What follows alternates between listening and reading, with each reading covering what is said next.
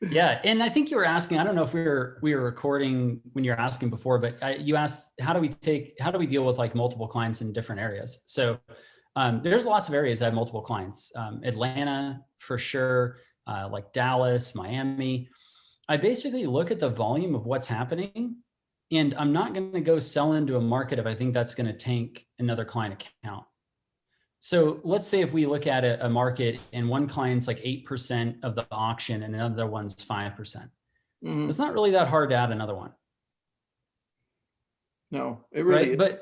But some of the people coming to me right now have budgets like quantum higher than what I'm typically accustomed to. Like 2, 3, 4, 5 grand, that's like normal. Some of the people right now are exiting Zillow and they're getting off like 20, 30, 50K. Yeah. And they look at this and they're like, all right, well, I'll spend half. And I'm like, I'm not going to take 25K. Like, I need to know what it's like to work with you before. Are you going to be crazy? Or are you going to are you going to be like up my, I need to know what it's like to work with somebody.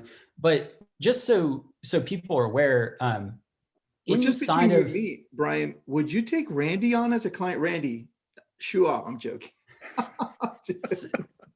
Well, so a lot of people don't realize this, and I'm not trying to throw anyone under the bus, but a lot of other, let's just put it out there, other people will onboard anybody with a credit card.